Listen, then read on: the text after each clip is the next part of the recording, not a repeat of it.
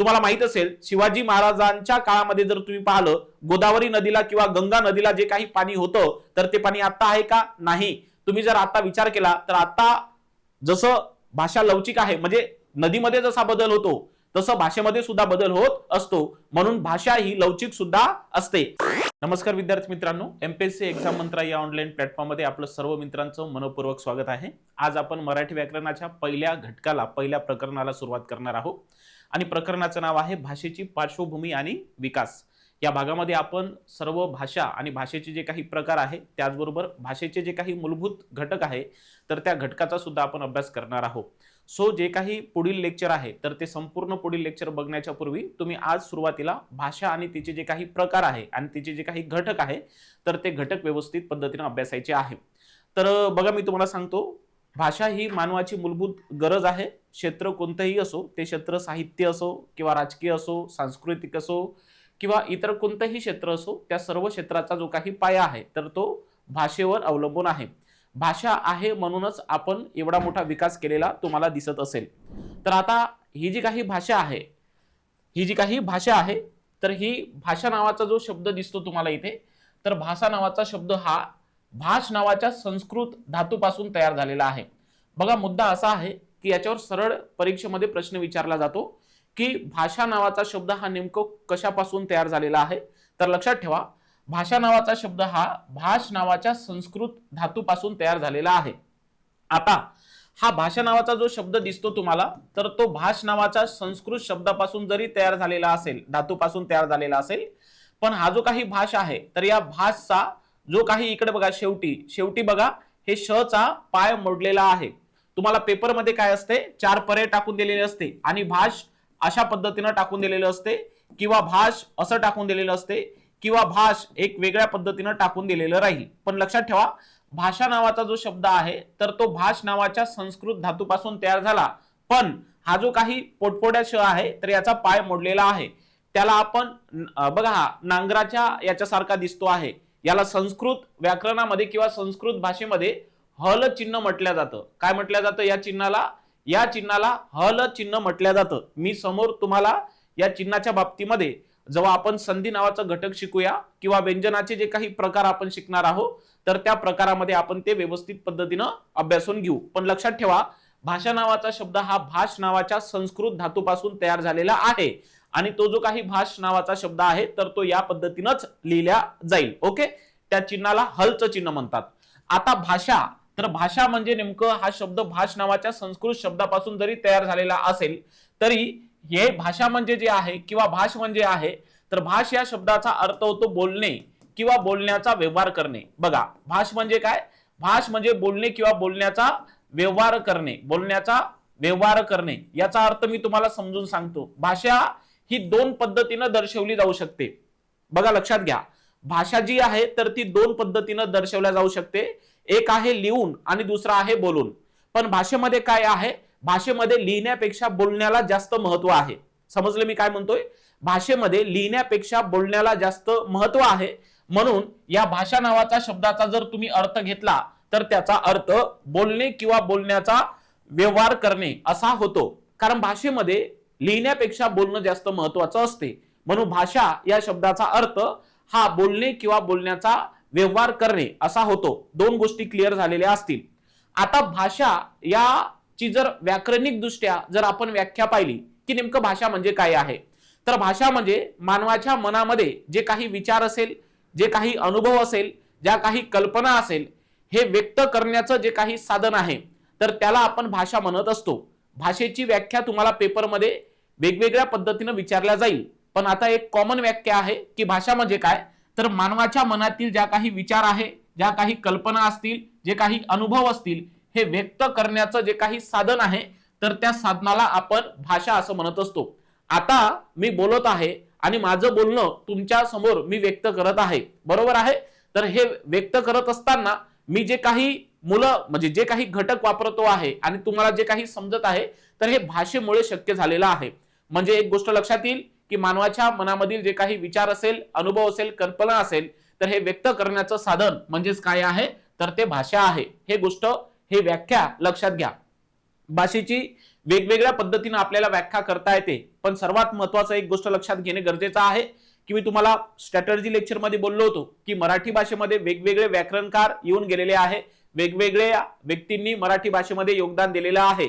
तर वेगवेगळ्या व्याकरणकारांनी त्यांच्या त्यांच्या पुस्तकामध्ये जे काही व्याख्या लिहिलेल्या आहे तर त्या व्याख्या परीक्षेमध्ये विचारू शकतात. इव्हन एमपीएससी गट ब गट क च्या मुख्य परीक्षेमध्ये त्या व्याकरणकारांच्या व्याख्येवर सुद्धा प्रश्न विचारलेले आहे. सो समोर मी तुम्हाला जे जे प्रश्न जे व्याख्या इम्पॉर्टंट आहे तर ते मी तुम्हाला सांगत जाईल. चला, तर आता तुम्हाला समजलं असेल भाषेची व्याख्या. मानवी मनातील जे काही विचार असेल, कल्पना असेल, अनुभव असेल तर व्यक्त करण्याचं जे काही साधन आहे तर त्या साधनास आपण भाषा असं म्हणत असतो. आता खाली सर्वात महत्वाची भाषेची पुन्हा एक व्याख्या करता येईल की विचार विनिमयाचं साधन म्हणजे भाषा होय. आता एक गोष्ट लक्षात ठेवा, मराठी व्याकरणाचा अभ्यास करत असताना शब्दाचे अर्थ तुम्हाला माहिती असणे तेवढंच गरजेचं आहे. विचार विनिमयाचं साधन म्हणजे भाषा. आता विनिमय म्हणजे काय, तर विनिमय म्हणजे एका ऐवजी दुसरी वस्तू देणे, एका ऐवजी दुसरी वस्तू देणे. जसं बघा, आपण साखरे ऐवजी गुळ द्या असं म्हणतो, तर हे विनिमय आहे. विनिमय, विनिमय या शब्दाचा अर्थ काय, देवाणघेवाण. विनिमय या शब्दाचा अर्थ काय, तुम्ही देवाणघेवाण असंही म्हणू शकता, देवाणघेवाण. लक्षात आलं तुम्हाला?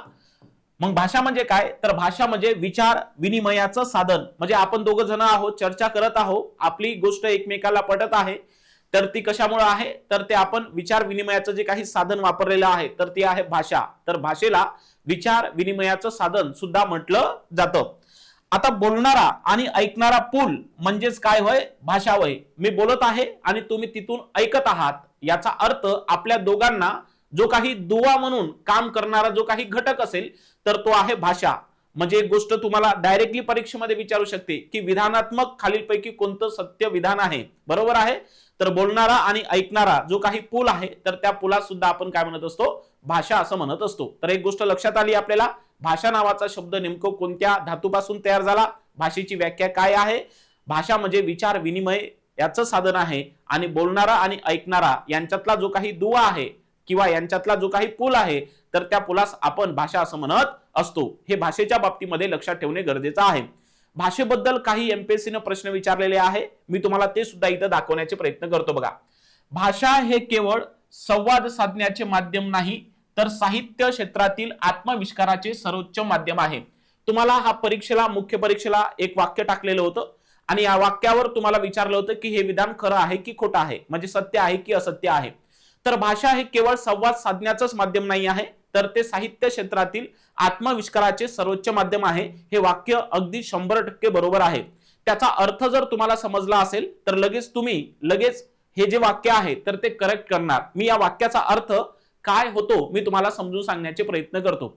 आता बघा, भाषामध्ये आपले विचार, अनुभव, कल्पना व्यक्त करत असतोच, पण एखादी साहित्यिक असेल जो साहित्याचं लिखाण करतो, बरोबर आहे, जो कोणी साहित्यिक असेल जो साहित्याचं लिखाण करतो तर त्या साहित्यामध्ये ज्या भाषेचा उपयोग करतो तर ती भाषा साहित्यामध्ये पुन्हा शोभून दिसत असते.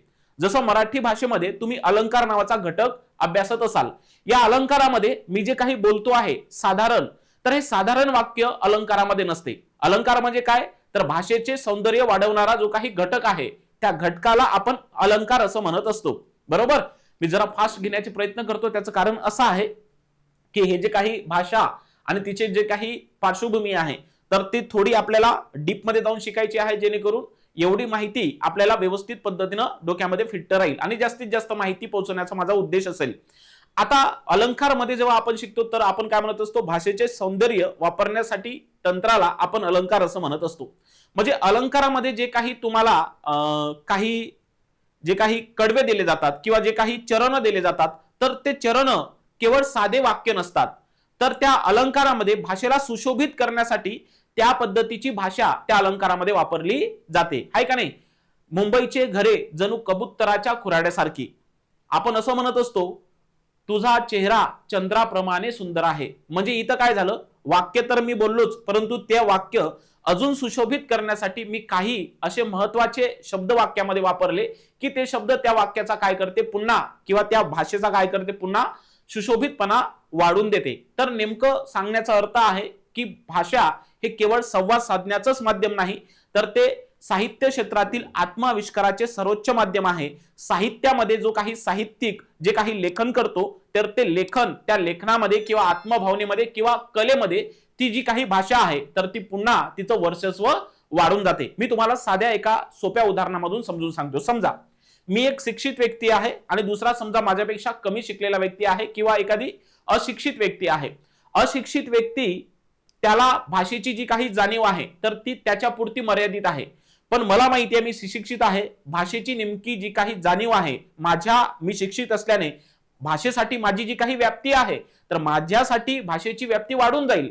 समोरचा व्यक्ती शिकलेला नाहीये त्याच्यासाठी जी काही भाषेची व्याप्ती आहे तर ती कमीच राहणार आहे. मी एक उदाहरण देऊन तुम्हाला स्पष्ट करतो. बघा, आता एखादी अशिक्षित व्यक्ती आहे.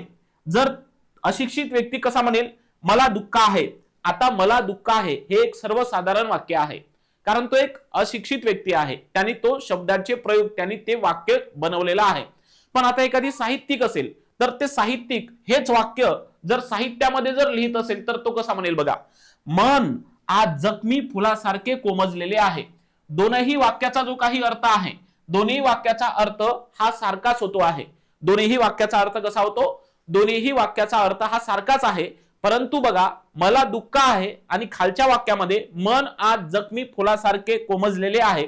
दोन्ही वाक्याचा जरी अर्थ सारखे असेल पण खालची जी काही भाषा आहे तर ही साहित्यामध्ये वापरली जाते. म्हणजे भाषा केवळ संवाद साधण्याचंच माध्यम नाही आहे तर ते साहित्यामध्ये किंवा कलेमध्ये ते पुन्हा भाषेला सुशोभित करत असते. म्हणून हे जे काही वाक्य आहे तर हे 101% कसं होतं, बरोबर होतं.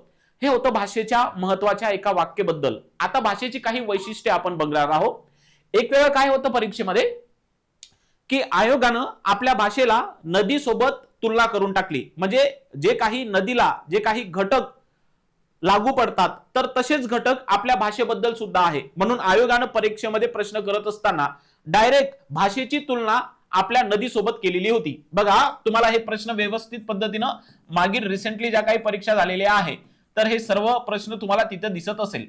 तर भाषा आणि नदी, हे बघा, भाषा आणि नदी याची तुलना आयोगानं केलेली होती आणि तुम्हाला विचारलं होतं की खालीलपैकी कोणते विधान सत्य आहेत. तर त्याच्यामध्ये मी जो काही सारांश भाग घेतो आहे तर हा भाग तुम्हाला परीक्षाच्या दृष्टीने अत्यंत महत्वाचा आहे. तर एक गोष्ट लक्षात ठेवा, ज्या उपमा नदीला देण्यात येतात त्याच गोष्टी त्याच उपमा भाषेला सुद्धा देण्यात येते. कारण नदी आणि भाषा याच्यामध्ये काहीच फरक नाही. जे नदीला नियम लागू होणार आहे ते नियम आपल्या भाषेला लागू होणार आहे. बघू आपण. बघा, भाषा नदीच्या प्रवाहाप्रमाणे असते. अगदी बरोबर आहे. कारण नदीला ज्या पद्धतीनं प्रवाह असतो तशी ती म्हणजे नदीचा जो काही वाहता पाणी आहे ज्याला आपण प्रवाह असं म्हणत असतो त्या पद्धतीने ती काय करत असते, वाहत असते. तशी आपली भाषा आहे. भाषा मी इथं जे बोलतो आहे हे तुम्हाला समजत आहे पण तुम्ही जर दुसऱ्या भागामध्ये जर गेलात तर भाषा लगेच चेंज होऊन जाते. आणि म्हटलं जातं भाषा ही दर 12 कोसावर बदलत असते. बघा, तुम्हाला माहिती असेल जुने जे काही लोक आहे तर ते लोक म्हणत असतात भाषा ही दर 12 कोसांनी बदलते. विदर्भामधली भाषा वेगळी असेल, खानदेशामधली भाषा जरा वेगळी असेल, तिकडे पश्चिम महाराष्ट्रात आले ते वेगळी असेल, मराठवाड्यात गेले तर वेगळी असेल. आहे का नाही? तुम्हाला भाषा जी आहे तर हे भाषेचा जो काही प्रवाह आहे तर तो बदलत दिसत असेल. भाषा ही दर 12 कोसाला बदलत असते. हा मुद्दा लक्षात ठेवणे गरजेचं आहे. जसा प्रवाह बदलतो तशी आपली भाषा सुद्धा बदलत असते. पुढे बघा, भाषेला नदीच्या प्रवाहाची उपमा दिली जाते कारण भाषेला आणि नदीला जे काही गुणसंपन्न आहे घटक सारखे तर ते नदी आणि भाषेला एकच आहे. म्हणून भाषेला नदीच्या प्रवाहाची उपमा दिली जाते. भाषा ही लवचिक असते. लवचिक म्हणजे काय? ज्याच्यामध्ये लवकर बदल घेऊन येतो. म्हणजे बघा, तुम्हाला सांगतो, शिवाजी महाराजांच्या काळामध्ये जी काही आपली भाषा बोलत होती मराठी तर तुम्ही आता बोलत असता का? नाही. या भाषेमध्ये काय होते, या भाषेमध्ये जे काही जुने शब्द आहे काही कालांतराने निघून जातात आणि जे काही नवीन शब्द आहेत तर ते नवीन शब्द याड होतात. म्हणजे भाषा हे पाण्यासारखी लवचिक आहे. पाण्यामध्ये तुम्ही काही टाका त्या पद्धतीचा तो रंग पाणी प्राप्त करून घेत असते. तर तशी आपली भाषा आहे. भाषेला ज्या पद्धतीनं तुम्ही वळण दिलं, जसं नदीच्या प्रवाहाला जसं वळण असेल तसं प्रवाह त्याचा चालत असतो. आहे का नाही? एखादी नदीला एखादी पर्वत आडवा येऊन गेल्याच्या नंतर आपला प्रवाह सुद्धा लगेच आपलं वळण घेऊन घेतो. त्याच पद्धतीने आपली भाषा असते. भाषा एक लवचिक आहे. जसं पाणी लवचिक असते तसं भाषा सुद्धा लवचिक आहे. पाण्यामध्ये तुम्ही कोणताही रंग टाका त्या पद्धतीचा रंग तुम्हाला प्राप्त होत असतो. तशी आपली भाषा असते. भाषाला सुद्धा लवचिकपणा असते. भाषेमध्ये जे काही नवीन नवीन शब्द आहे तर ते नवीन नवीन शब्द आपल्या भाषेमध्ये ऍड होतात. जे जुने शब्द आहेत तर ते जुने शब्द भाषेमध्ये निघून जातात. मागील भाषेमध्ये जर तुम्ही पाहिलं, इथून फार मागच्या काळामध्ये जर गेलं तर तुम्हाला माहिती आहे आपण मुद्रण म्हणत असतो, मुद्रण आहे का नाही. पण आता मुद्रण यंत्र म्हणण्याऐवजी आता आपण हा शब्द सहसा वापरत नाही. आपण मुद्रण यंत्र म्हणण्याऐवजी आपण प्रिंटर्स असं म्हणत असतो. म्हणजे भाषेमध्ये सांगण्याचं तात्पर्य असं आहे की भाषेमध्ये जे काही फार जुने शब्द आहेत तर ते भाषेमधून निघून जातात आणि जे काही नवीन शब्द आहेत तर ते नवीन शब्द भाषेमध्ये ऍड केले जातात. तुम्हाला माहित असेल शिवाजी महाराजांच्या काळामध्ये जर तुम्ही पाहिलं, गोदावरी नदीला किंवा गंगा नदीला जे काही पाणी होतं तर ते पाणी आता आहे का? नाही. तुम्ही जर आता विचार केला तर आता जसं भाषा लवचिक आहे, म्हणजे नदीमध्ये जसा बदल होतो तसं भाषेमध्ये सुद्धा बदल होत असतो. म्हणून भाषा ही लवचिक सुद्धा असते. हा मुद्दा 100% खरं आहे. त्याच्यानंतर बघा, भाषा ही मानव निर्मित आहे. तुमच्या मनामध्ये लगेच शंका आला पाहिजे, भाषा मानव निर्मित आहे म्हणजे कोणी टेबलवर बसून ते तयार केली का? तर भाषा ही कोणीही टेबलवर बसून तयार केलेली नाही. भाषामध्ये काय, हजारो वर्षापूर्वी लोक बोलत आले, काही नवीन शब्द भाषेमध्ये सहभागी होत गेले, समाविष्ट होत गेले आणि त्या पद्धतीने त्या भाषेचा विकास होत गेला. याचा अर्थ भाषा ही मानव निर्मित सुद्धा दिसून येते. जे काही मी भाषेच्या बाबतीत जे वैशिष्ट्य तुम्हाला इथं लिहून दिलेले आहे ते मुद्दे व्यवस्थित पद्धतीने लक्षात ठेवा आणि त्यांचे अर्थ सुद्धा लक्षात ठेवा. कारण मराठी व्याकरण शिकत असताना किंवा कोणत्याही भाषेचा अभ्यास करत असताना प्रामुख्याने त्या वाक्याचे अर्थ, त्या शब्दाचे अर्थ लक्षात घेणे गरजेचं आहे. तेव्हा आपल्याला कायमस्वरूपी स्मरणामध्ये राहत असते. त्यानंतर बघा, भाषेचा मूलभूत घटक म्हणजे ध्वनी आहे. मी जे काही बोलत आहे, मी बोलत असताना तुम्हाला जे काही आवाज येतो आहे तो आवाज म्हणजेच काय आहे? ध्वनी आहे. कारण भाषेचा मूलभूत घटक म्हणजेच ध्वनी होय. जर ध्वनी नसता तर आपण भाषा बोलली नसती, बरोबर आहे की नाही. म्हणजे भाषेमध्ये सर्वात महत्वाचा जो काही घटक असेल तर तो आहे ध्वनी. म्हणून म्हटलं जातं भाषेचा मूलभूत घटक म्हणजे कोणता आहे? ध्वनी आहे. ध्वनी आहे याचा अर्थ भाषा ही कशी आहे? भाषा ही ध्वन्यात्मक आहे. कारण भाषेचा जर मूलभूत घटक जर ध्वनी असेल याचा अर्थ भाषा ही ध्वन्यात्मक आहे असं सुद्धा आपण भाषेच्या बाबतीमध्ये विधान करू शकतो. तर ही आहे आपल्या भाषेची वैशिष्ट्ये. तुम्हाला लक्षात आलेलं असेल. आता हे होतं सर्व भाषा शब्द कुठून तयार झाला आहे, त्यानंतर भाषेची जी काही वैशिष्ट्ये आहे तर ते वैशिष्ट्ये सुद्धा. आता हे जी काही भाषा आहे तर भाषा कोणतीही असो, या भाषेचे मुख्य 2 गटामध्ये विभागणी केली जाते. म्हणजे भाषेचे मुख्य 2 प्रकार पडले जातात.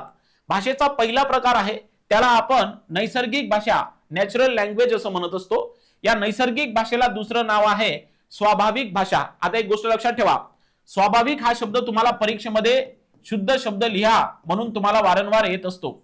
मग हा जो काही स्वाभाविक शब्द आहे तर ज्या पद्धतीनं तुम्हाला इथं दाखवला त्या पद्धतीनंच लिहायचा. त्याचं कारण असं आहे, कारण स्वाभाविक या शब्दामध्ये सर्वात महत्वाचं जो मूळ शब्द आहे तर तो आहे स्वभाव आणि त्याला ईक नावाचा प्रत्यय लागलेला आहे. आता या व मध्ये जर तुम्ही हे रस्व ई टाकली तर शब्द काय तयार होतो? तर शब्द स्वाभाविक नाही. पण लक्षात ठेवा, एखाद्या मूळ शब्दाला जेव्हा ईक नावाचा प्रत्यय लागला जातो तेव्हा जे काही आद्य अक्षर असते, आद्य अक्षर, तर त्या आद्य अक्षराचा काय होतो? काना होतो. म्हणजे इथं स्व आहे तर स्वचं स्वा होईल आणि त्याच्यानंतर समोरील जे काही भा आहे ऍज इट इज, या व मध्ये जर तुम्ही ई टाकला तर ते काय होणार आहे? वी, आणि समोरचं जे काही अक्षर आहे स्वाभाविक असा शब्द तयार होतो. म्हणजे एक गोष्ट लक्षात ठेवा, जेव्हा तुम्ही व्याकरणाचा अभ्यास करत आहे तेव्हा तुम्हाला तिथं शुद्ध शब्द सुद्धा व्यवस्थित पद्धतीने लक्षात येणे अपेक्षित आहे. मग याच्यामध्ये पारंपरिक असेल, स्वाभाविक असेल, यासारखे अनेक ईक नावाचे जे काही प्रत्यय असेल तर ते प्रत्यय लागलेले शब्द व्यवस्थित पद्धतीनं लक्षात ठेवायचे आहे. असो, तर हे जे काही भाषेचे प्रकार आहे तर हे भाषेचे मुख्य 2 प्रकार आहे. पहिला आहे नैसर्गिक भाषा आणि त्याच्यानंतर आहे कृत्रिम भाषा. आता प्रत्येक भाषेला जे वेगवेगळे पर्यायी नाव आहे, जसं या नैसर्गिक भाषेला आपण स्वाभाविक भाषा म्हणत असतो. त्यानंतर हे जे काही कृत्रिम भाषा आहे तर कृत्रिम भाषेला आपण सांकेतिक भाषा असं सुद्धा म्हणत असतो. तर एक एक घटक आपण व्यवस्थित पद्धतीने क्लिअर करू. भाषेचे 2 प्रकार आहे. एक आहे नैसर्गिक ज्याला आपण स्वाभाविक म्हणत असतो, दुसरा आहे कृत्रिम ज्याला आपण सांकेतिक भाषा असं सुद्धा म्हणत असतो. एक एक घटक व्यवस्थित पद्धतीने अभ्यास करूया. एवढं जरी तुम्ही अभ्यासले ना तर याच्या बाहेर कोणताही प्रश्न जाणार नाही याची मात्र शाश्वती आहे. तुम्ही फक्त व्यवस्थित पद्धतीने ते जे सांगतो आहे तर ते व्यवस्थित शांत पद्धतीने ऐका आणि व्यवस्थित पद्धतीने समजून घ्या. नाही समजलं तर तुम्ही मला संपर्क करू शकता. जिथं कुठं मराठी व्याकरणाचा डाऊट आहे, एनिवे कोणत्याही यानी मला तुम्ही व्यवस्थित पद्धतीने विचारू शकता. तर भाषेचा आपण पहिला प्रकार अभ्यासू आहे, ज्या भाषेचा नाव आहे नैसर्गिक भाषा. नैसर्गिक भाषा म्हणजे काय, ज्याला आपण स्वाभाविक भाषा असं म्हणत असतो. आता याची व्याख्या तुम्हाला परीक्षेमध्ये विचारल्या जात नाही, पण नेमकं एखादी उदाहरण दिल्या जाईल आणि हे नेमकं कोणत्या भाषेचा प्रकार आहे हे सांगा असं म्हटलं जाईल. सो मी तुम्हाला सांगतो नैसर्गिक भाषा म्हणजे काय. तर नैसर्गिक भाषा म्हणजे जे आपण ऐकून ऐकून शिकत असतो. आपण काय करतो, ऐकून ऐकून शिकतो. आता कसं असते, आपण समजा लहान असेल, आहे का नाही, आपल्या घरामध्ये आपले आई वडील बोलत असतात. आता आई वडील बोललेले शब्द आपण ऐकत असतो, आहे का नाही, म्हणजे आपल्याला कोणी शिकवत नाही. आपण जे काही सर्वात महत्वाचं आई वडील बोलत असतात किंवा जी काही भाषा घरामध्ये बोलली जाते किंवा जी भाषा समाज व्यवहारामध्ये बोलली जाते तर ते आपण ऐकत असतो. ऐकता ऐकता ती भाषा आपण शिकत असतो. नैसर्गिक भाषा सुद्धा यालाच म्हणायचं असते. एका थोडक्या भाषेमध्ये जर तुम्हाला सांगायचं असेल तर जी भाषा आपण ऐकून ऐकून शिकत असतो, जी भाषा आपण समाजाच्या व्यवहारामधून आपण शिकत असतो, अशा भाषेला आपण नैसर्गिक भाषा आपण असं म्हणत असतो. एक आपण त्याची व्याकरणिक दृष्ट्या एक व्याख्या बघूया की नेमकं नैसर्गिक भाषा म्हणजे काय. तर बघा, मानवाच्या नैसर्गिक संवादातून, समाजाच्या वापरातून आणि सांस्कृतिक परंपरेतून स्वाभाविकपणे विकसित झालेली जी काही भाषा आहे तर त्या भाषेला आपण नैसर्गिक भाषा असं म्हणत असतो. हे व्याख्या जरी मोठी लिहून असेल तरी पण मी तुम्हाला सांगतो, मी सरळ सोप्या भाषेत सांगतो तुम्हाला, जी भाषा आपण समाज व्यवहारामधून शिकत असतो किंवा जे ऐकून ऐकून शिकत असतो ऑटोमॅटिक, त्याला आपण नैसर्गिक भाषा असं म्हणत असतो. आता या नैसर्गिक भाषेला जे आहे तर नैसर्गिक भाषेचा आपण पडताळा करू शकत नाही. नैसर्गिक भाषेचा आपण पडताळा करू शकत नाही म्हणजे मी तुम्हाला नैसर्गिक भाषेचा पडताळा करू शकत नाही किंवा नैसर्गिक भाषेला पुरावा नसतो हे सुद्धा एक विधान खरं आहे. आता नेमकं नैसर्गिक भाषेचा पडताळा करून पाहता येत नाही याचा अर्थ काय होतो मी तुम्हाला जरा समजून सांगण्याचे प्रयत्न करतो. बघा कसं आहे बघा, आता मी काही दोन वाक्य इथं लिहितो बघा, इथं दोन वाक्य लिहितो बघा. मी येतोय, हे एक वाक्य आहे बघा, मी येतोय. आणि त्याच्यानंतर बघा मी एक खाली वाक्य लिहितो, मी येत आहे, बरोबर. एक खाली दुसरं वाक्य लिहिलं. मला सांगा, मी येतोय आणि मी येत आहे या दोनही वाक्यामध्ये फरक आहे का? या दोनही वाक्यामध्ये फरक आहे का? या दोनही वाक्यामध्ये काहीच फरक नाही. या दोनही वाक्याचा अर्थ सारखाच होतो. मी येतोय म्हणा किंवा मी येतो आहे. एखादी आईने आवाज दिला, इकडे आपण म्हणतो येतोय, कोणी कोणी काय म्हणणार, येत आहे असं म्हणणार, बरोबर. या दोनही वाक्याचा जो काही अर्थ आहे किंवा या दोनही वाक्याचा अर्थ जो आहे तर तो कसा आहे, समान आहे. मग नेमकं निश्चित खरं वाक्य कोणतं आहे? निश्चित खरं वाक्य हे आहे की निश्चित खरं वाक्य खालचं आहे. याचा निश्चित मापदंड आपल्याला नैसर्गिक भाषेमध्ये दिसून येत नाही. म्हणून नेमकं कोणतं खरं कोणतं खोटं हे आपल्याला इथं सांगता येत नाही. म्हणून नैसर्गिक भाषेचा पडताळा करून पाहता येत नाही किंवा नैसर्गिक भाषेला आपल्याला पुरावे सुद्धा सापडत नाही, बरोबर. तर तुम्हाला माहिती असेल, समजा आता तुम्हाला माहिती असेल, समजा मी असं केलं, तुम्हाला असं केल्याच्या नंतर लगेच तुम्ही समजून गेलेले आहेत, पण याला कोणताही पुरावा नाही, आहे का नाही. म्हणजे नैसर्गिक भाषेमध्ये नेत्रपल्लवी भाषा असेल किंवा जी काही कर पल्लवी भाषा असेल या भाषेचा सुद्धा वापर आपल्या नैसर्गिक भाषेमध्ये केला जातो. मी तुम्हाला थोडंसं समोर समजून सांगतो बघा. तर सर्वात महत्वाचं समजलं असेल नैसर्गिक भाषा म्हणजे काय. तर जी भाषा नैसर्गिक संवादातून असेल, समाजाच्या वापरातून असेल, सांस्कृतिक परंपरेतून असेल, जी आपण विकसित झालेली भाषा असते त्या भाषेला आपण काय म्हणत असतो, नैसर्गिक भाषा असं म्हणत असतो. मुद्दा क्लिअर आहे. एवढं लक्षात ठेवा नैसर्गिक भाषेच्या बाबतीमध्ये की नैसर्गिक भाषेचा पडताळा करून पाहता येत नाही. याच्यावर सरळ विधानात्मक प्रश्न परीक्षेमध्ये विचारला जाऊ शकतो आणि नैसर्गिक भाषेला पुरावा सुद्धा नसतो. आता ही जी काही नैसर्गिक भाषा आहे तर मी जी काही भाषा बोलतो आहे तर ही भाषा नैसर्गिक आहे का? तर तुम्ही म्हणणार, तुम्ही जी काही बोलत असणारी भाषा आहे तर ही भाषा नैसर्गिक भाषा नाही आहे. आता एक गोष्ट लक्षात ठेवा, कारण फार मजेशीर आहे बघा. आता मी जी काही तुमच्यासोबत जी काही भाषा बोलतो आहे तर ही भाषा एक नैसर्गिक भाषा नाही.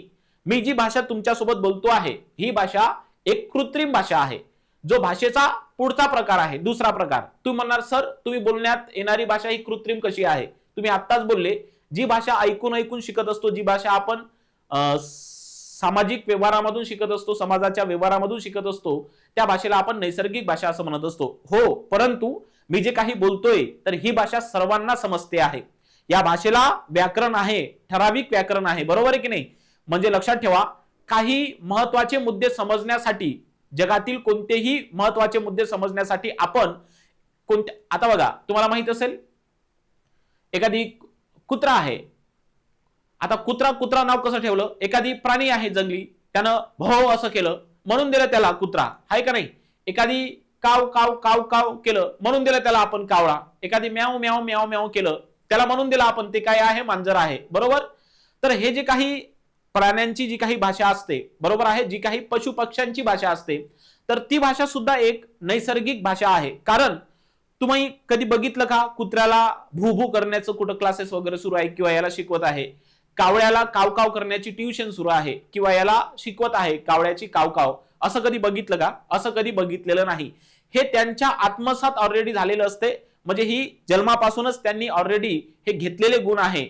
म्हणजेच काय, जी भाषा आपल्याला ऑलरेडी प्राप्त होऊन असते, फक्त त्या भाषेचा विकास होत असतो. त्या भाषेचा काय होत असतो? विकास होत असतो. अशा भाषेला आपण नैसर्गिक भाषा म्हणजे स्वाभाविक भाषा असं म्हणायचं आहे. बघा, हावभावाची जी भाषा आहे, हावभावाची भाषा, तर हावभावाची ही भाषा सुद्धा एक पद्धतीची नैसर्गिक भाषा आहे. आता हावभाव म्हणजे काय? जसं बघा, दोन पद्धतीचे हावभाव आहे. एक तर आपण डोळ्यांनी करू शकतो किंवा एक तर आपण हाताने करू शकतो. याच्यावर आयोगानं प्रश्न केलेला आहे बरं का, की हावभावाची भाषा ही कोणती भाषा आहे? तर हावभावाची भाषा ही एक नैसर्गिक भाषा आहे. कारण मी तुम्हाला अर्थ समजून सांगतो. बघा, समजा हावभाव दोन पद्धतीचे घेतले. एक तर डोळ्यांनी, ज्याला आपण नेत्र म्हणूया, ज्याला आपण व्याकरणाच्या भाषेमध्ये आपण नेत्र पल्लवी भाषा म्हणतो, आणि दुसरा आहे हाताने. हात म्हणजे ज्याला आपण कर असं म्हणतो, याला आपण कर पल्लवी भाषा असं म्हणूया. कोणती?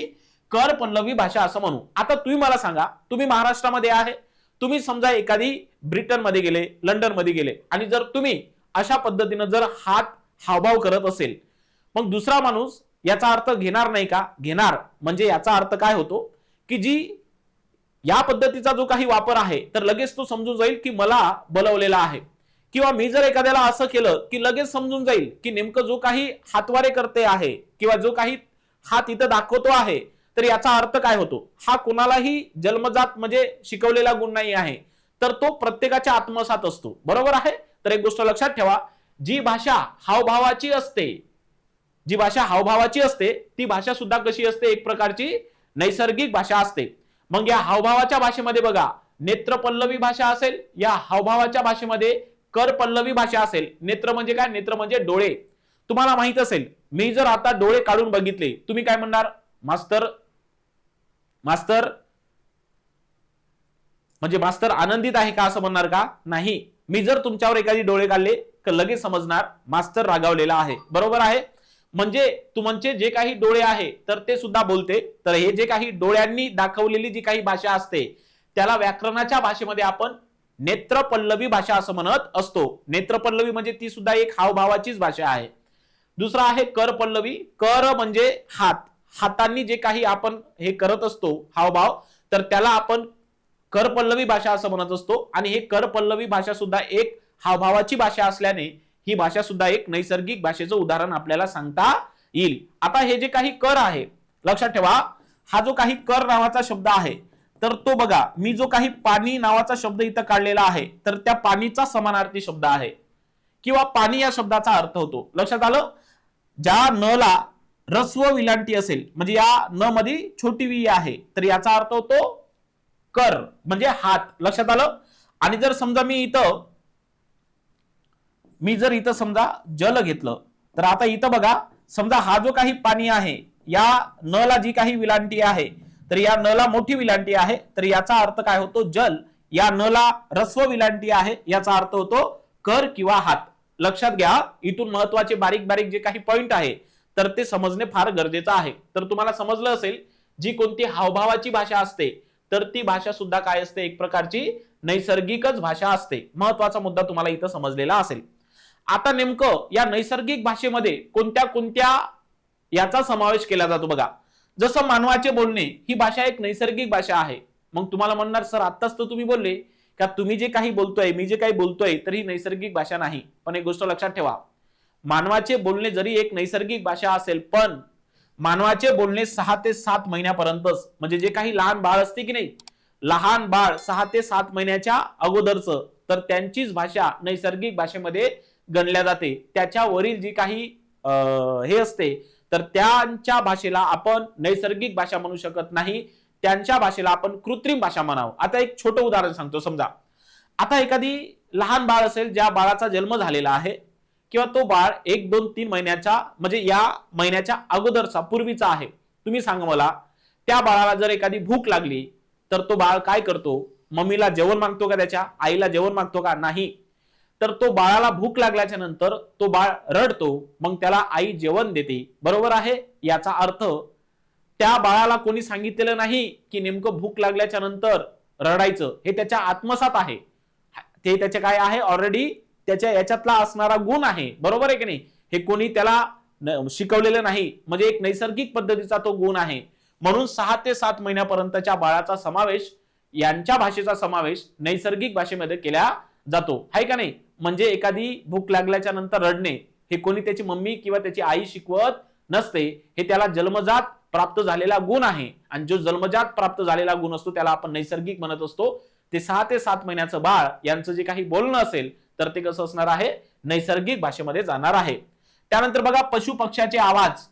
बरोबर आहे. पशु पक्ष्याचे आवाज, कावळ्याची कावकाव करणे कोणी शिकवत नाही, त्याला एक नैसर्गिक गुण आहे तो. बरोबर आहे. किंवा असं कधी चालणार नाही की कावळ्याला कावकाव करण्याची ट्युशन क्लासेस सुरू आहे, कोणीतरी त्याला कावकाव करण्याचं शिकवत आहे का नाही? कुत्र्याला भूभू करण्याची ट्युशन किंवा क्लास सुरू आहे किंवा त्याला कोणीतरी शिकवत आहे, असं कधीही होणार नाही. हे त्यांच्या अंगी असणारे नैसर्गिक गुण आहे, हे ज्याला आत्मजात आहे. बरोबर. म्हणून जे जे नैसर्गिक असते, आत्मजात असते, जो स्वतःचा गुण असतो त्याला आपण नैसर्गिक भाषेमध्ये टाकल्या जातो. बरोबर आहे.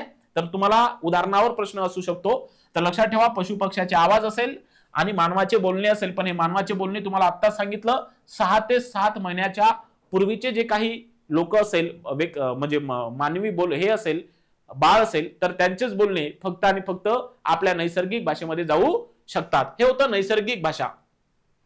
आता भाषेचा दुसरा प्रकार अभ्यासू, त्याचं नाव आहे कृत्रिम भाषा. आता हे कृत्रिम भाषा म्हणजे नेमकं काय असते? या कृत्रिम भाषेला माहिती आहे का? कृत्रिम भाषेला आपण दुसरं नाव आहे सांकेतिक भाषा. सांकेतिक नावाचा शब्द बघा मी असा लिहिला, या तला जी विलांटी आहे ना तर ती अशीच ठेवायची. कारण मी तुम्हाला आत्ताच बोललो, पारंपरिक असेल, स्वाभाविक असेल, कोणत्याही एखाद्या मूळ शब्दाला जेव्हा एखादी इक नावाचा प्रत्यय लागला जातो तेव्हा आद्य अक्षराचा काना बनतो. आद्य अक्षराचा काना म्हणजे कसं? अजून एकदा समजावून सांगतो. सांकेतिक नावाचा हा शब्द आहे आणि सांकेतिक नावाच्या शब्दामधला मूळ शब्द कोणता आहे तर तो आहे संकेत. कोणता आहे? संकेत. आणि त्याला इक नावाचा प्रत्यय लागला, आणि जेव्हा एखाद्या मूळ शब्दाला इक नावाचा प्रत्यय लागला जातो तेव्हा या आद्य अक्षराचं, आद्य म्हणजे काय? सुरुवातीचं जे काही अक्षर आहे तर त्याचा काय होतो? काना होतो. म्हणजे सचं काय होईल? सहा होईल, आणि त्याच्यावर अनुस्वार, आणि समोर आहे सांके. या त मध्ये हा ई, हा रस्व ई आहे, तो जर इथं टाकला तर तो ती होणार. म्हणजे सांकेतिक हा शब्द शुद्ध असा लिहिला जातो. एक एक महत्वाचे पॉइंट आणि शुद्ध लेखन मराठीच्या बाबतीमध्ये तुम्हाला इथं आपल्या लेक्चरमध्ये दिसून येतील व्यवस्थित. बघा, तर कृत्रिम भाषा ज्याला आपण सांकेतिक भाषा असं म्हणत असतो, हा भाषेचा दुसरा महत्वाचा प्रकार आहे. पहिला आपण प्रकार अभ्यासला नैसर्गिक भाषा, ज्याला आपण स्वाभाविक भाषा असं म्हटलं होतं. जी भाषा आपण रोजच्या बोलण्यातून शिकत असतो किंवा जी ऐकून ऐकून शिकत असतो त्या भाषेला नैसर्गिक भाषा म्हणायचं. तर आता कृत्रिम भाषा म्हणजे नेमकं काय असते बघा. कृत्रिम भाषा म्हणजे मानवाने ठराविक उद्देशासाठी जी काही तयार केलेली भाषा असते, तयार करणे म्हणजे कृत्रिमरित्या बनवणे, आहे का नाही? कृत्रिमरित्या बनवणे. ठराविक उद्देशासाठी मानवाने तयार केलेली जी काही भाषा आहे या भाषेला आपण काय म्हणत असतो? कृत्रिम भाषा. अर्थात त्याला आपण सांकेतिक भाषा असं म्हणत असतो. सांकेतिक मध्ये जो काही शब्द आहे संकेत, तर एका विशिष्ट संकेतासाठी ती भाषा दर्शवली जात असते. बरोबर आहे की नाही? जसा हा पेन आहे, बरोबर आहे की नाही? याला मी ठेवून दिलं पेन म्हणावं, बरोबर आहे की नाही? पेन म्हणावं म्हणजे हे ठेवलेलं नाव आहे. समजा हे आहे, हे रिमोट आहे, बरोबर आहे? याला नाव ठरवलेलं आहे रिमोट. रिमोट म्हटल्याच्या नंतर तुम्ही काही टीव्ही कडे जाणार नाही. रिमोटकडेच जाणार आहे, याचा अर्थ हे ठरवून दिलेले नाव आहे. मानवाच्या एका विशिष्ट उद्देशासाठी ठरवून देणारी जी काही भाषा असते त्या भाषेला आपण कृत्रिम भाषा असं म्हणत असतो. तर आपण त्याची व्याख्या आताच बघितली. मानवाने ठराविक उद्देशासाठी जी काही कृत्रिमरित्या तयार केलेली भाषा आहे अशा भाषेला आपण काय म्हणत असतो, कृत्रिम, किंवा त्यालाच आपण सांकेतिक भाषा असं म्हणत असतो. आता ही जी काही भाषा आहे तर ही भाषा काही नियम, काही चिन्हे, काही रचना, काही पद्धती ठरवून तयार केली जाते. आता तुम्हाला माहिती असेल कसं, कॉम्प्युटरमध्ये जे काही तुम्हाला पासवर्ड वगैरे टाकत असतात, हाय की नाही, किंवा एखादी सायंटिस्टची जी काही लँग्वेज असते, तुम्हाला माहिती असेल जावा लँग्वेज आहे, बरोबर. ही जावा लँग्वेज कोणालाही समजते का? नाही. एका विशिष्ट पद्धतीनं ती एका विशिष्ट उद्देशासाठी ठरवलेली भाषा आहे. कोणी कॉम्प्युटर जाऊन काही करतो म्हटलं तर जमत नाही, कारण त्यांची लँग्वेज आपल्याला समजली तर पाहिजे की नाही, आहे का नाही. वैज्ञानिकांची जी काही भाषा असते तर त्यांचे वेगळे कोडेड असतात, वेगळे कोड असतात. तर यांनी त्यांच्यासाठी ते म्हणजे समजण्यासाठी त्यांच्या उद्देशासाठी ठरवलेली भाषा आहे. अशा भाषेला आपण कृत्रिम भाषा असं म्हणायचं असते, बरोबर आहे की नाही. म्हणजे एखादी विशिष्ट नियम असतो, ती भाषा शिकण्यासाठी, म्हणजे कृत्रिम भाषा शिकण्यासाठी आपल्याला पहिले त्या भाषेचा अभ्यास करावा लागतो, त्यानंतर ती भाषा आपल्याला आपण शिकत असतो, बरोबर.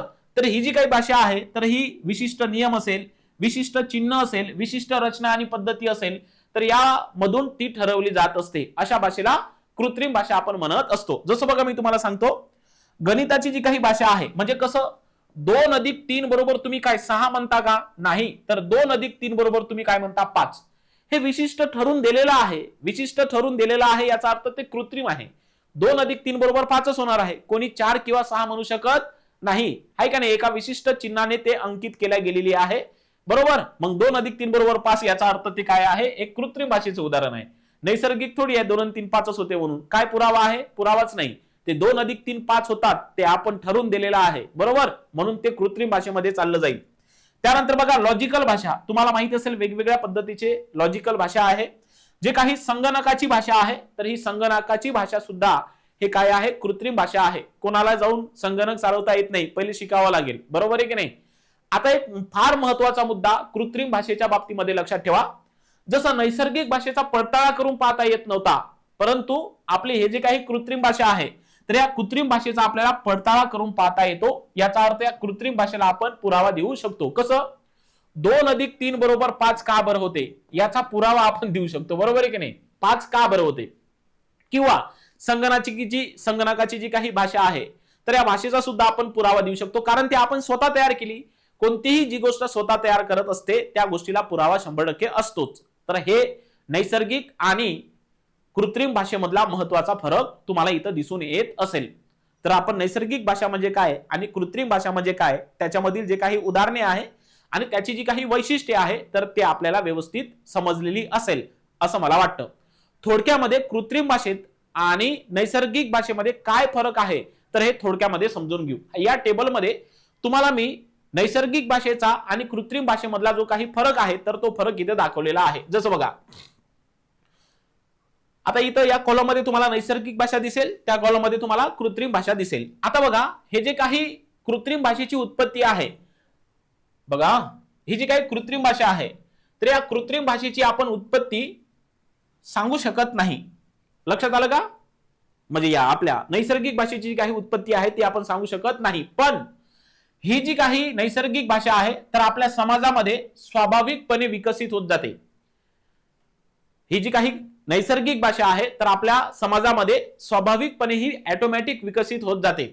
कृत्रिम भाषा ही जी आहे तर ही माणूस ठरवून तयार करत असतो, माणूस ठरवून तयार करत असतो. मग दुसरा मुद्दा बघा शिकण्याची पद्धत. आता ही नैसर्गिक जी भाषा आहे तर ती ऐकून ऐकून आपोआप शिकली जाते, ऑटोमॅटिक शिकली जाते, नॅचरल आहे ते. परंतु ही जी काही कृत्रिम भाषा आहे तर ही ऑटोमॅटिक शिकली जात नाही, तर याला आपल्याला नियम समजून घ्यावे लागतात.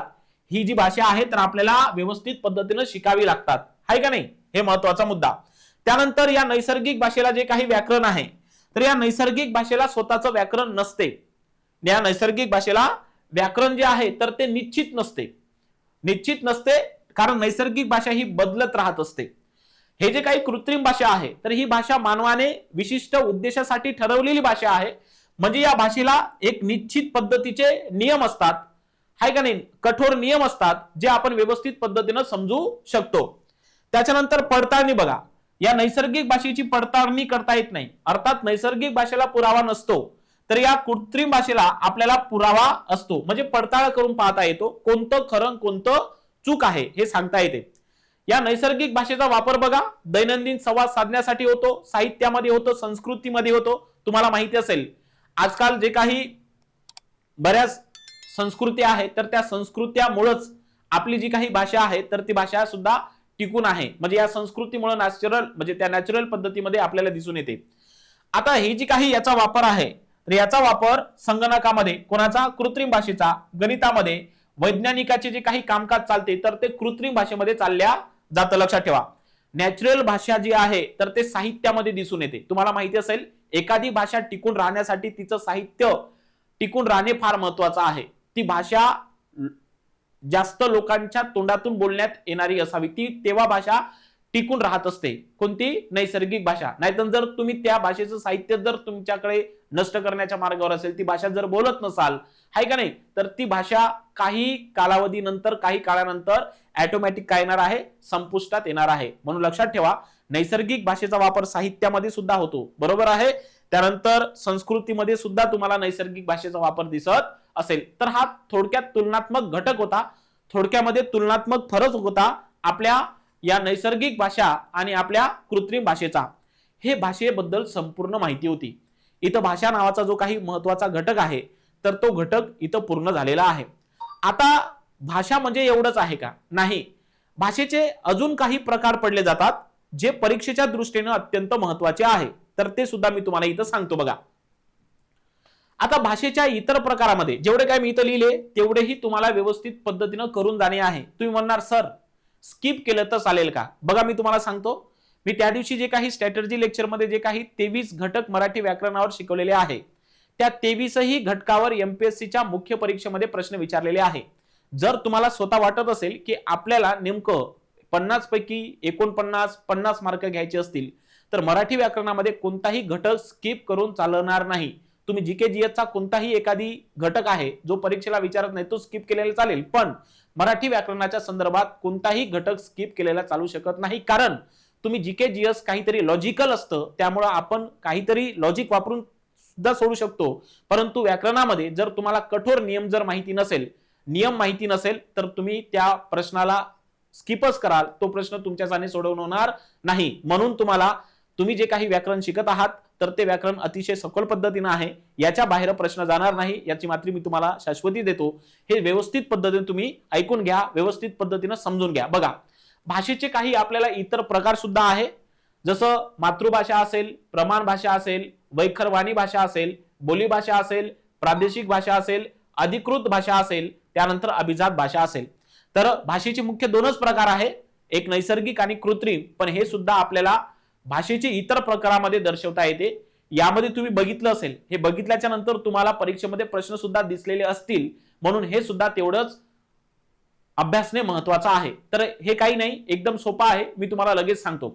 आता मातृभाषा, प्रमाण भाषा, वैखरवाणी भाषा, बोली भाषा, प्रादेशिक भाषा, अधिकृत भाषा आणि शेवटी अभिजात भाषा म्हणजे काय तर थोडक्यामध्ये समजून सांगण्याचे आपण प्रयत्न करतो. बघा मातृ म्हणजे काय, मातृ या शब्दाचा अर्थ होतो आई. मातृ या शब्दाचा अर्थ काय होतो, आई. म्हणजे जी भाषा आपण आईकडून शिकत असतो अशा भाषेला आपण मातृभाषा म्हणत असतो. जी भाषा आईकडून शिकली जाते अशी भाषा म्हणजे कोणती, मातृभाषा. अर्थात जी भाषा आपण घरामध्ये बोलत असतो, बघा लक्षात ठेवा, जी भाषा आपण घरामध्ये बोलतो त्या भाषेला आपण मातृभाषा असं म्हणत असतो. तुम्ही जी भाषा घरात बोलता ती भाषा व्यवहारामध्ये बोलता का, किंवा एखादी शिक्षणामध्ये बोलत असता का, किंवा एखादी तुमच्या संघ राज्याचे जे काही कामकाज चालत असतात त्याच्यामध्ये तुम्ही तुमची घरची भाषा वापरता का, नाही, ती भाषा समजणार नाही. अर्थात मातृभाषा म्हणजे काय तर जी भाषा आईकडून आपल्याला मिळालेली असते किंवा आईकडून आपण शिकत असतो, की भाषा घरामध्ये बोलली जाते त्या भाषेला आपण मातृभाषा असं म्हणत असतो. लक्षात ठेवा, यामध्ये तुम्हाला विधानात्मक प्रश्न टाकू शकते, मातृभाषेला व्याकरण असते का नसते, तर मातृभाषेला व्याकरण नसते. मातृभाषेला व्याकरण नसते, हा महत्वाचा पॉइंट इथं उद्देशून ठेवायचं, बाजूला इम्पॉर्टंट मधून ठेवायचं. मातृभाषेला कोणत्याही स्वतःचं व्याकरण नसते. त्यानंतरचा भाषेचा प्रकार आहे ज्याला आपण प्रमाण भाषा असं म्हणत असतो. प्रमाण भाषा म्हणजे नेमकं काय आहे, मी जी भाषा आहे शिकवत तुम्हाला, मी जे काही भाषा बोलवतो आहे ही भाषा प्रमाण भाषा आहे. कारण प्रमाण भाषा जी आहे ना तर ती जास्तीत जास्त लोकांना समजणारी असते. मी माझ्या घरी जी भाषा बोलतो तर ती भाषा मी तुमच्यासोबत इथं बोलत नाही आहे. ही एका विशिष्ट ठराविक कामासाठी, म्हणजे या भाषेचा वापर शिक्षणासाठी म्हणा किंवा आपलं जे काही केंद्र सरकारच्या जे काही कामकाज चालते, राज्य सरकारचे असेल किंवा केंद्र सरकारचे असेल, तर हे जी काही चालणारी भाषा असते तर ती सर्वांना समजणारी असते. बरोबर आहे. ती भाषा एक पद्धतीची प्रमाणबद्ध भाषा असते, कारण त्या भाषेला व्यवस्थित पद्धतीनं नियम ठरवलेले असतात, म्हणून ती जास्तीत जास्त लोकांना समजणारी असते. बरोबर आहे की नाही? मग प्रमाण भाषा म्हणजे काय?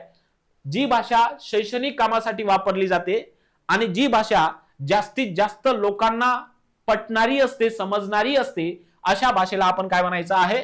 अशा भाषेला आपण प्रमाण भाषा म्हणायचं आहे. मग तुमच्या मनामध्ये प्रश्न आला, जसं मातृभाषेला व्याकरण नसते तसं प्रमाण भाषेला व्याकरण असते की नसते? तर लक्षात ठेवा, प्रमाण भाषेला स्वतःचं व्याकरण असते. हे फार महत्वाचा मुद्दा आहे, कारण जी भाषा आपण शैक्षणिक क्षेत्रासाठी वापरत असतो त्या भाषेला 100% व्याकरण असणार आहे. त्याचं कारण असं आहे की या भाषेबद्दल काही नियम ठरवून दिलेले असतात. मी जे काही भाषा बोलतो आहे तर हे प्रमाण भाषा आहे आणि प्रमाण भाषा जास्तीत जास्त लोकांना समजणारी असते. त्याचं कारण असं आहे कारण इथं नियमबद्ध केलेली भाषा असते. बरोबर आहे? यस. त्याच्यानंतर भाषेचा पुढचा प्रकार आहे, त्या भाषेला आपण वैखर वाणी भाषा असं म्हणत असतो. आता वाणी म्हणजे काय? वाणी म्हणजे बोलणे. वाणी या शब्दाचा अर्थ काय होतो? बोलणे. तुम्हाला माहिती असेल, कुहू कुहू कोकिळा वाणी म्हणतो. तर वाणीचा अर्थ काय होतो? वाणीचा अर्थ होतो बोलणे. मग वाणीद्वारे उत्पन्न होणारी जी काही भाषा असते, वाणीद्वारे उत्पन्न होणारी जी काही भाषा असते तर त्या भाषेला आपण वैखर वाणी भाषा असं म्हटलं गेलं पाहिजे. समजलं? वैखर वाणी भाषा म्हणजे काय? वाणीद्वारे उत्पन्न होणारी भाषा, म्हणजे त्या भाषेला वैखर वाणी भाषा असं म्हटलं जाईल. त्यानंतर आहे सर्वात महत्वाचा समोरचा भाषेचा प्रकार, ती आहे प्रादेशिक भाषा.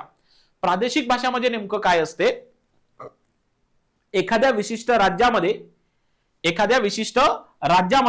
किंवा एखाद्या प्रदेशामध्ये जी भाषा मुख्यतः बोलली जाते ती भाषा म्हणजेच त्या भाषेला आपण प्रादेशिक भाषा असं म्हणत असतो. मी तुम्हाला थोडक्यामध्ये समजून सांगण्याचे प्रयत्न करतो. बघा, प्रादेशिक भाषा म्हणजे काय? तर प्रादेशिक भाषा म्हणजे एका विशिष्ट राज्यामध्ये किंवा विशिष्ट प्रदेशामध्ये जी भाषा मुख्यतः बोलली जाते अशा भाषेला आपण काय म्हणत असतो? प्रादेशिक भाषा असं म्हणत असतो. त्याच्यानंतरची भाषा आहे ती आहे बोलीभाषा. आता बोलीभाषा म्हणजे काय? हे जे काही प्रादेशिक भाषा आहे की नाही, ही जी काही प्रादेशिक भाषा आहे, जसं मराठी ही आपल्या महाराष्ट्राची अधिकृत भाषा आहे, म्हणजे मराठी ही आपल्या महाराष्ट्राची राजभाषा आहे.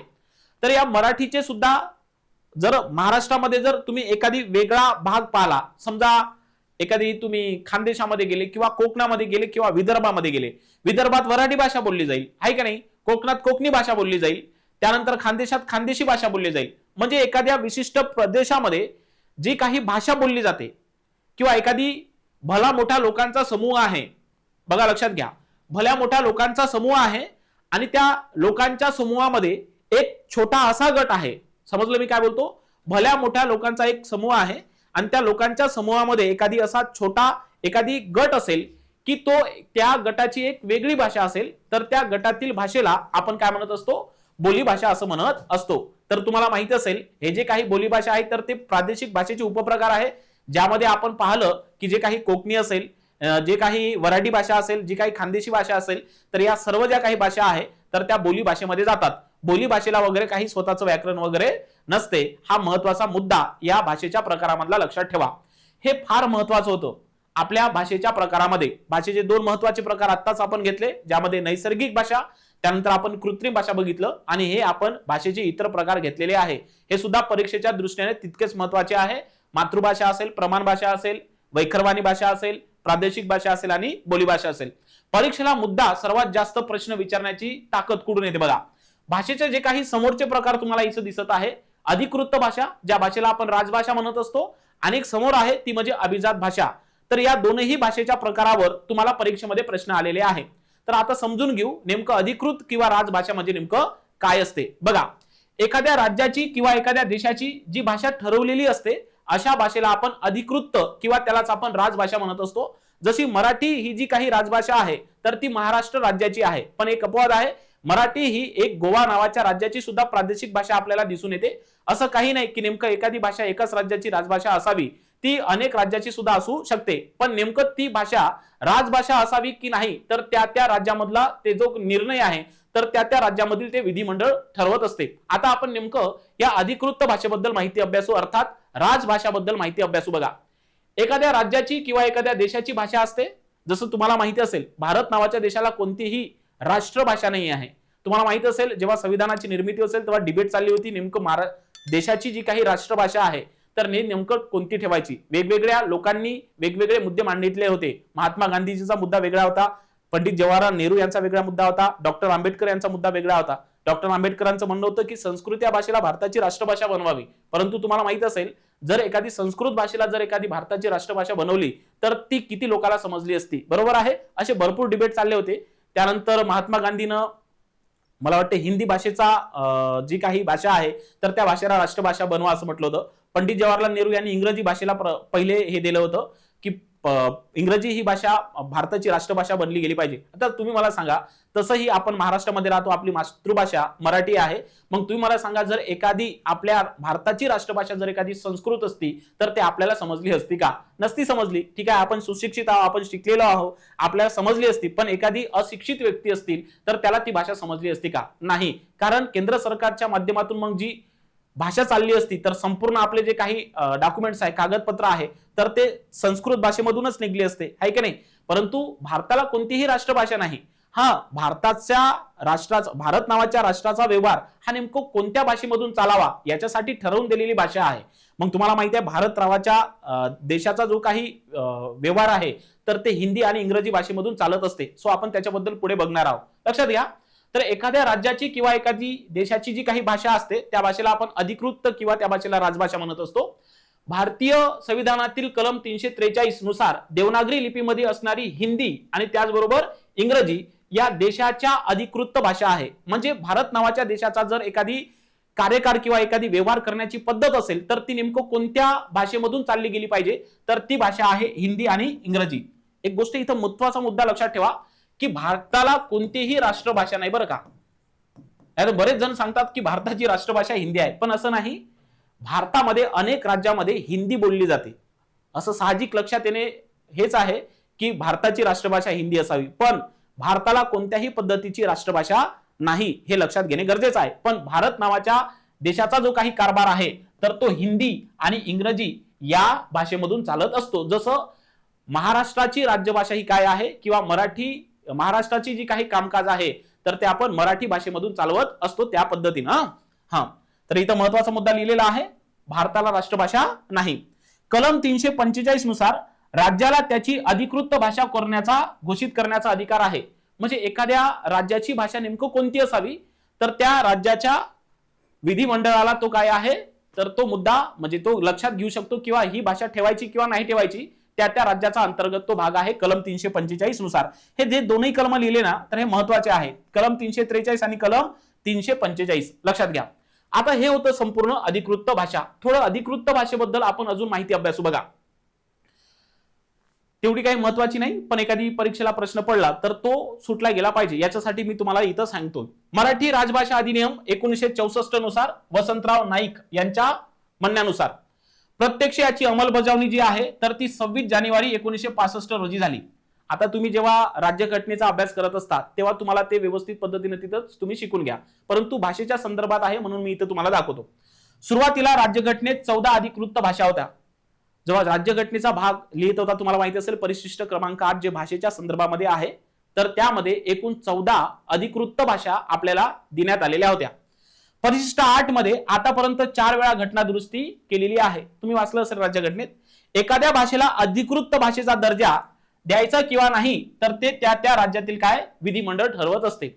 आता नेमकं भारतामध्ये ज्या काही 14 ज्या राजभाषा तुम्हाला इथं दिसून येतात, आता राजभाषाची संख्या ही वाढलेली आहे. कारण हे जे काही 14 राजभाषा आहे तर ते केव्हा होत्या संविधानातून जेव्हा लिहित होते, ज्यावेळी संविधान लागू झालं होतं त्यावेळीची ती घटना आहे. मग आता नेमकं आपल्या संविधानामध्ये किती भाषेंना राजभाषेचा दर्जा किंवा किती भाषा या अधिकृत भाषा आहे तर ते थोडं एका टेबलमध्ये आपण बघून घेणार आहोत. बघा, भारतीय राज्यघटनेमध्ये 8व्या परिशिष्टामध्ये एकूण 22 भाषेला राजभाषेचा दर्जा देण्यात आलेला आहे. तुम्हाला माहिती असेल 14च्या नंतर किती भाषा वाढलेल्या आहे 8 भाषा वाढलेल्या आहे. तर तुम्हाला नेमकं परीक्षेमध्ये असा प्रश्न विचारतो की खालीलपैकी कोणती अधिकृत भाषा नाही किंवा खालीलपैकी कोणती भाषा ही अधिकृत भाषा आहे, विधानात्मक प्रश्न विचारू जाऊ शकते। हे जे काही 22 भाषा इथे लिहिलेले आहे तर या 22 भाषा तुम्हाला महत्व पाठ करणे गरजेचं आहे। जसं बघा, आसामी असेल, बंगाली असेल, बोडो असेल, डोंगरी असेल, गुजराती असेल, हिंदी असेल, कन्नड असेल, काश्मीरी असेल, कोकणी असेल, मल्याळम असेल, मणिपुरी असेल, आहे का नाही, मराठी असेल, मैथिली असेल, नेपाळी, उडिया, पंजाबी, संस्कृत, संथाली, सिंधी, तमिळ, तेलुगू आणि उर्दू। तर आता भारतीय राज्यघटनेमध्ये टोटल 8व्या परिशिष्टामध्ये एकूण किती भाषेंना राजभाषेचा दर्जा दिला? 22 भाषेंना राजभाषेचा दर्जा प्राप्त केलेला आहे। याच्या पूर्वी किती होत्या? 14 होत्या। हे होतं आपलं अधिकृत भाषाबद्दल। थोडी अजून माहिती या राजभाषेबद्दल आपण बोलूया। परिशिष्ट क्रमांक 8 काय सांगते हे फक्त वाचून घ्या, तुम्हाला इथं काही मराठी व्याकरणामध्ये याचं काम नाही आहे, पण ते भाषेच्या संदर्भात आहे त्यामुळे ते तुम्हाला इथं दाखवलेलं आहे। जसं बघा, भारतीय संविधानाच्या 8व्या अनुसूचीमध्ये एकूण 4 वेळा घटना दुरुस्ती केलेली आहे, ज्यामुळे 14 भाषा व्यतिरिक्त इतर भाषेचा सुद्धा समावेश या अधिकृत भाषेमध्ये केलेला दिसतो। जसं पहिली बघा, 21वी घटना दुरुस्ती ही 1967 मध्ये झालेली आहे, ज्यामध्ये सिंधी भाषेचा समावेश करण्यात आलेला होता, म्हणजे ती 15वी भाषा होती। त्यानंतर 71वी घटना दुरुस्ती झाली 1992 मध्ये। या भाषेमध्ये बघा, या घटना दुरुस्तीमध्ये कोकणी, मणिपुरी, नेपाळी या 3 भाषेचा समावेश केलेला होता। त्यानंतर झाली 92वी घटना दुरुस्ती 2003 मध्ये, बोडो, डोंगरी, मैथाली आणि संताली या 4 भाषेचा समावेश करण्यात आलेला आहे। एक जी काही चौथी जी घटना दुरुस्ती होती 96 जी 2011 मध्ये झाली, तर ही नामांतरणासाठी होती। ओडियाचं नाव बदलून आपण काय केलं होतं? ओडिया केलेलं होतं, लक्षात ठेवा। तर एवढं आपल्याला या परिशिष्ट क्रमांक 8 बद्दल आणि अधिकृत भाषेबद्दल माहिती असणे गरजेचं आहे। तुम्हाला समजलेलं असेल की सुरुवातीला 14 भाषा होत्या, आता ज्या आहे एकूण अधिकृत भाषा किती आहे? तर 22 आहे, लक्षात घ्या। आता आपण सर्वात महत्वाच्या टप्प्यावर येणार आहोत। भाषेचा पुढील प्रकार आहे त्याला आपण अभिजात भाषा असं म्हणत असतो। अभिजात भाषा म्हणजे नेमकं काय? एखाद्या भाषेचं साहित्य किती दर्जेदार आहे, एखाद्या भाषेचं साहित्य किती उच्च कुलीन आहे, यावरून त्या भाषेला केंद्र सरकार अभिजात भाषेचा दर्जा देत असते। मी तुम्हाला आता राजभाषा जे काही शिकवलं तर कलम 343 आणि कलम 345 हे नेमकं कोणत्या भाषेसाठी आहे, नेमकं कशासाठी आहे, हे व्यवस्थित पद्धतीने मुद्दा लक्षात ठेवणे गरजेचं आहे। बघा आता, तर अभिजात भाषा म्हणजे काय? अभिजात भाषा म्हणजे ज्या भाषेचा इतिहास प्राचीन आहे, समृद्ध आहे, ती भाषा परंपरेने असलेली आहे, त्या भाषेला आपण अभिजात भाषा असं म्हणत असतो। ज्या भाषेचा सांस्कृतिक वारसा जपलेला असतो त्या भाषेला आपण अभिजात भाषा असं म्हणत असतो। म्हणजे हा जो काही दर्जा आहे हा कधी देण्यात येतो? जर काही अटी पूर्ण केल्या या भाषेच्या, तेव्हा केंद्र सरकार तुम्हाला अभिजात भाषेचा दर्जा देत असते। मग नेमकं बघा, भारत सरकार विशिष्ट निकष पूर्ण करणाऱ्या भाषेंना अभिजात भाषेचा दर्जा देत असते। नेमकं काय काय केंद्र सरकारने अटी टाकलेल्या आहे की एखाद्या भाषेला अभिजात भाषेचा दर्जा मिळावा यासाठी? बघा, त्या भाषेचा जो काही इतिहास आहे तर साधारणतः 1500 ते 2000 वर्षापूर्वी इतका जुना असावा लागतो। तुम्हाला माहित असेल मराठी ही इतकी जुनी आहे का सर? मी तुम्हाला काही महत्त्वाचे पुरावे दाखवतो की मराठी ही नेमकं किती जुनी आहे। त्यानंतर बघा, ती स्वतःची स्वतंत्र असावी। याचा अर्थ काय? कोणतीही भाषा ही कोणत्याही इतर भाषेपासून बनलेली नसावी। मग तुमच्या मनामध्ये मुद्दा आहे, आपण मराठीची जननी संस्कृत भाषा आहे असं म्हणत असतो। याचा अर्थ मुद्दा असा आहे की मराठीची आई संस्कृत भाषेला म्हणण्यात येते, म्हणजे मराठी भाषा ही संस्कृत भाषेपासून निर्माण झाली का? तसं नाही। मराठी भाषेमध्ये बरेच वर्ण हे संस्कृत मधून जरी घेतले असेल पण मराठीतील काही प्रॉपरली जे काही वर्ण आहे तर ते स्वतःचे स्वतंत्र आहे। त्याबाबत आपण वर्णमालेमध्ये शिकणार आहोत। त्यानंतर बघा, भाषेची प्राचीनता सिद्ध करणारे काही ग्रंथ आपल्याला पाहिजे। तुम्हाला माहिती असेल गाथा सप्तशती वगैरे आहे। तर जे काही आता रिसेंटली जी काही समिती नेमली होती रंगनाथ मुळे यांच्या, म्हणजे पाठपुरावा करण्यासाठी समिती नेमली होती ज्ञानेश्वर मुळे यांच्या अध्यक्षतेखाली, तर त्यांचं असं म्हणणं होतं की नेमकं मराठी भाषेतला सर्वाधिक जो काही जुना ग्रंथ आहे तर तो आहे गाथा सप्तशती, आणि याच्या भरोशावर आपल्याला मराठी भाषेला अभिजात भाषेचा दर्जा मिळालेला आहे असं त्यांचं म्हणणं होतं। पुढे आपण शिकणार आहोत त्यांच्या बाबतीत, पण हे गोष्ट लक्षात ठेवा, अभिजात भाषा। आता नेमकं जशा अधिकृत भाषा म्हणजे राजभाषा एकूण 22 आहे, तशा केंद्र सरकारने सुद्धा काही भाषांना अभिजात भाषेचा दर्जा दिलेला आहे। तर सुरुवातीला एकूण 5 भाषा होत्या ज्या भाषा अभिजात भाषा होत्या। आता तुम्हाला माहित असेल 2024 मध्ये 3 ऑक्टोबर रोजी मराठीला सुद्धा अभिजात भाषेचा दर्जा दिलेला आहे, त्याबरोबरच इतर भाषेचा सुद्धा समावेश आहे। तर नेमकं आता भारतीय राज्यघटनेच्या परिशिष्ट क्रमांक 8 मध्ये एकूण किती भाषांना अभिजात भाषेचा दर्जा दिलेला आहे तर ते आपण समजून घेऊ। आता 11 भाषा आहे, लक्षात घ्या। बघा, 2004 मध्ये भारत सरकारने अभिजात भाषेची एक नवीन श्रेणी तयार केली, 2023 पर्यंत 6 भाषेला अभिजात भाषेचा दर्जा देण्यात आलेला होता. चुकून 5 निघलं, ते 6 आहे. बघा 3 ऑक्टोबर 2024 मध्ये नव्याने 5 भाषेला अभिजात भाषेचा दर्जा देण्यात आलेला आहे. सध्या अभिजात भाषेची एकूण संख्या किती आहे? 11 आहे. मी तुम्हाला व्यवस्थित पद्धतीने समजून सांगतो बघा. सुरुवातीला म्हणजे 2023च्या अगोदर 3 ऑक्टोबर 2024च्या अगोदर एकूण 6 भाषेला केंद्र सरकारने अभिजात भाषेचा दर्जा दिलेला होता. कोणकोणत्या भाषा होत्या? पहिली होती बघा कन्नड. लक्षात ठेवा, कारण प्रश्न विचारला जाऊ शकतो की जे काही सुरुवातीला अभिजात भाषेचा दर्जा दिलेला होत्या 6, तर त्या 6 भाषा कोणत्या? दुसरी आहे ती म्हणजे संस्कृत. तिसरी आहे ती म्हणजे मल्याळम. त्यानंतर आहे उडिया. त्यानंतर आहे तमिळ आणि त्यानंतर आहे तेलुगू. या टोटल 6 भाषा होत्या, ज्या 6 भाषेला सुरुवातीला अभिजात भाषेचा दर्जा दिलेला होता. तू म्हणा सर याच्यामध्ये सर्वात पहिले अभिजात भाषेचा दर्जा मिळवणारी भाषा कोणती? तर ती भाषा होती तमिळ. लक्षात ठेवा, ती भाषा होती तमिळ. 2004 मध्ये जरीही संस्कृत भाषा सर्वात जुनी असेल, जरी जुनी असेल, पण सुरुवातीला अभिजात भाषेचा दर्जा प्राप्त करणारी जी कोणती भाषा असेल तर ती आहे तमिळ. 2004 मध्ये. बघा लक्षात ठेवा, तमिळ नावाची भाषा हे भारताच्या तमिळनाडू नावाच्या राज्यामध्ये बोलली जाते, पण आपल्या भारत देशाच्या बाहेर सुद्धा बोलली जाणारी एकमेव भाषा म्हणजे तमिळ ही सिंगापूरमध्ये बोलली जाते. त्याचबरोबर ती श्रीलंकेमध्ये सुद्धा बोलली जाते. संस्कृत नावाची भाषा जी आहे तर हिला 2005 मध्ये अभिजात भाषेचा दर्जा मिळालेला होता. एवढं जरी लक्षात ठेवलं तरी सफिशियंट आहे. आता आपण थोडं या भाषेबद्दल बोलू. बघा जुन्या कोणत्या भाषा होत्या? जसं की बघा संस्कृत, तमिळ, मल्याळम, कन्नड, तेलुगू आणि उडिया. नेमकं कोणत्या भाषेला कधी अभिजात भाषेचा दर्जा दिला इथं खाली दाखवलेला आहे. जसं तमिळला 2004 मध्ये दिला, संस्कृतला 2005 मध्ये दिला, कन्नड आणि तेलुगूला 2008 मध्ये दिला, मल्याळम भाषेला 2013 मध्ये दिला, उडिया भाषेला 2014 मध्ये अभिजात भाषेचा दर्जा दिला. आता नेमकं जे काही 3 ऑक्टोबर 2024 रोजी ज्या काही 5 भाषेला अभिजात भाषेचा दर्जा भेटला तर त्या 5 भाषा कोणत्या? त्या 5 भाषेमध्ये आपली महाराष्ट्राची मराठी, त्यानंतर तिकडे बिहारमध्ये बोलल्या जाणारी पाली, त्यानंतर आहे बंगाली, त्यानंतर आहे आसामी आणि शेवटी आहे प्राकृत. तुम्ही मला कमेंट्स मध्ये उत्तर सांगायचं की ही जी काही प्राकृत भाषा आहे नेमकं कुठे बोलली जाते. प्राकृत जी काही भाषा आहे तर ती नेमकं कुठं बोलली जाते याचं उत्तर तुम्ही मला कमेंट्स मध्ये द्यायचं. हे होतं आपलं अभिजात भाषेबद्दल. आता अभिजात भाषाची एकूण संख्या जर पाहिली तर टोटल किती? सुरुवातीचे 6 आणि आताची किती आहे? 5. टोटल 11 झालेली आहे. ज्या दिवशी 3 ऑक्टोबर 2024 रोजी मराठी या भाषेला जेव्हा अभिजात भाषेचा दर्जा प्राप्त झाला तेव्हा आपल्या राज्य सरकारने तो दिवस मराठी अभिजात भाषा दिन म्हणून पाळण्याचं ठरवलेलं आहे. तर आपण थोडक्यात त्या दिनाची माहिती घेऊया. जसं बघा थोडी अभिजात भाषेची माहिती आहे. महाराष्ट्र शासनाने मराठी भाषेला अभिजात भाषेचा दर्जा देण्यासाठी 10 जानेवारी 2012 रोजी महाराष्ट्राचे मुख्यमंत्री पृथ्वीराज चव्हाण यांनी रंगनाथ पठारे यांच्या अध्यक्षतेखाली एक समिती नेमली. बघा अभिजात भाषा मिळण्यासाठी महाराष्ट्र सरकारने रंगनाथ पठारे यांच्या अध्यक्षतेखाली समिती नेमली. त्यावेळेस मुख्यमंत्री यशवंतराव पृथ्वीराज चव्हाण होते. लक्षात ठेवा. या समितीमध्ये एकूण जे काही सदस्य आहेत तर 9 होते. तुम्ही जर याच्यापूर्वी राज्यसेवेची मुख्य परीक्षा दिली असेल तर यामध्ये तुम्हाला त्या सदस्यावर सुद्धा प्रश्न विचारलेले होते. सो एवढ्या आतमधले प्रश्न विचारले जातात. पण आता लक्षात ठेवा, एवढं जरी लक्षात ठेवलं नाव रंगनाथ पठारे यांच्या अध्यक्षतेखाली तेवढं सफिशियंट आहे. बघा या समितीने मे 2013 मध्ये 500 पानाचा अहवाल केंद्र सरकारकडे सुपूर्द केलेला होता. 14 फेब्रुवारी 2024 रोजी ज्ञानेश्वर मुळे यांच्या अध्यक्षतेखाली पाठपुरावा करण्यासाठी समिती नेमली. या माणसाचं नाव विचारलं जाऊ शकते, एवढी महत्वाची आहे.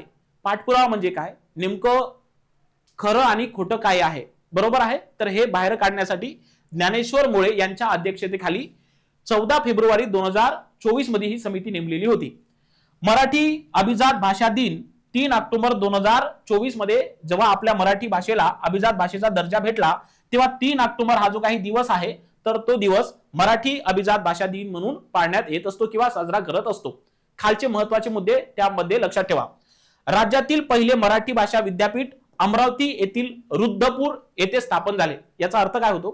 कोणत्याही भाषेला एखादी अभिजात भाषेचा दर्जा जर प्राप्त झाला तर काय होते की त्या भाषेतील अभ्यास करणाऱ्या लोकांना एक केंद्र सरकारकडून एक विशिष्ट फंड देत असतो, म्हणजे विद्यापीठ स्थापन करत असते रिसर्च करण्यासाठी त्या भाषेवरचं. तर मराठीतील पहिले म्हणजे मराठी भाषा विद्यापीठ अमरावती जिल्ह्यामध्ये रुद्रपूर येथे स्थापन करण्यात आले. तुमच्यासाठी दुसरा प्रश्न आहे, याचे जे काही कुलगुरू आहे तर याचे कुलगुरू कोण होते किंवा कोण आहे हे सांगायचं. त्यानंतर बघा, आता खालचं थोडं लक्षात ठेवा.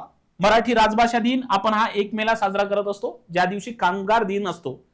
1 मे 1960 रोजी महाराष्ट्र स्थापन झाला, मराठी राजभाषा दिन. त्यानंतर मराठी भाषा गौरव दिन किंवा मराठी भाषा दिन हा आपण कुसुमाग्रज यांच्या जयंती निमित्तानं 27 फेब्रुवारी रोजी साजरा करत असतो.